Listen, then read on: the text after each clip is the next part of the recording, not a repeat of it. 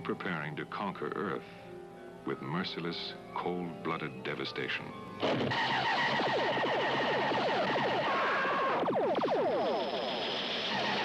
The attack comes without warning. Using weaponry beyond human imagination, the aliens from outer space rage across the face of the planet, leaving havoc and death in their wake.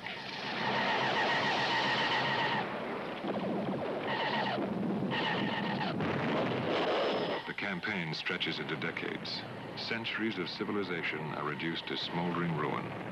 The enemy occupies major cities, then whole countries, and finally seems on the verge of subduing the entire planet.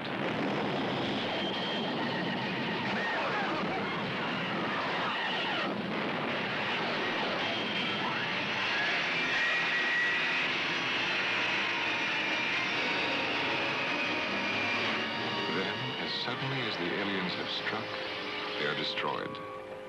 Salvation comes ironically from the lowest of Earth's creatures. A microscopic virus, harmless to man in the end, proves fatal to the invaders.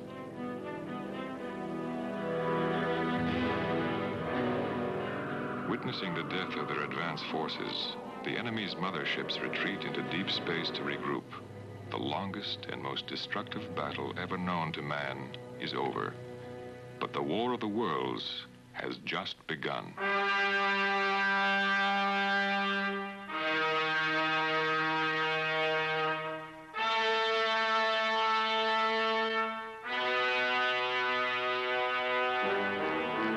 It is a war that will first be fought in space. Earth sends 6 starships to pursue the enemy. Among them, the hyperspace carrier Pegasus, under the command of Colonel James Anderson. For the 50 men and women of her crew, Pegasus will be more than an attack ship. She will be an Earth home, a fortress in battle. For some, a place to grow up in. For others, a place to find love. Sometimes, a place to die. Colonel Anderson's mission, to engage the enemy, to make peace with him if possible, to destroy him if that is the only alternative. Every member of the crew under Anderson has volunteered for strong personal reasons.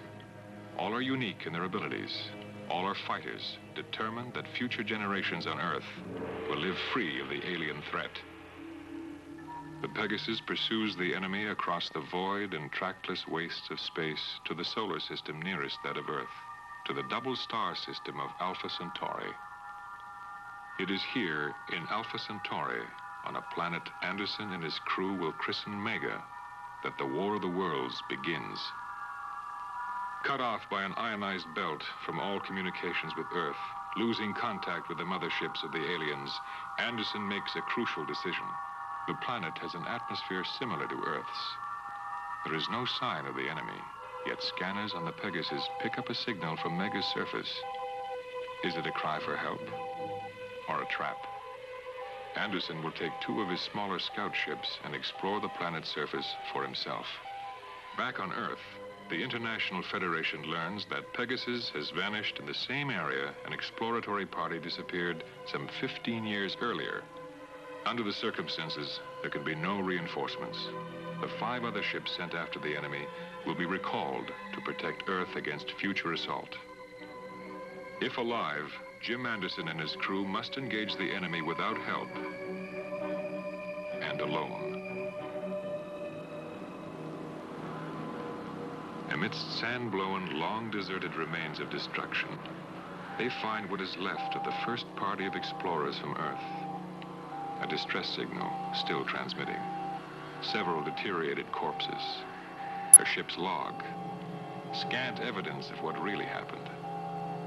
Who attacked the Earthmen? Who or what? Then why? And if any, where are the survivors? The answers begin to come. In a weird underground hell, Anderson and his men meet the first of their antagonists. The same creatures who invaded Earth. Tentacled dwarfs, reptilian man-beasts from a primordial slime. cunningly intelligent beings, yet still creatures and servants of a power beyond human reckoning. Still, they are only the first agents of an unknown evil who will fight the crew of the Pegasus. Yet to come will be a race of primates, noble, brilliant warriors, slaves to the unseen power, and a colony of humans, survivors of the first exploration party, but now only mind-controlled robots. These creatures and others will be the combatants in a continuing battle to survive, a battle which one day will bring Colonel Anderson and his men to the ultimate source of the evil they face. They will call it Endor, the seat of darkness, a planet where the suns are perpetually dim, its surface a surreal clutter of waste, its oceans turned to stagnant bogs, a world destroyed by its own refuse, mute evidence as to why its inhabitants chose to colonize Earth and other livable planets. Who or what is the ultimate intelligence in Endor? Before that final question is answered on War of the Worlds, Jim Anderson and his men will encounter many adventures, fight many and diverse foes. In space, and on the surface of Mega, and other planets in Alpha Centauri.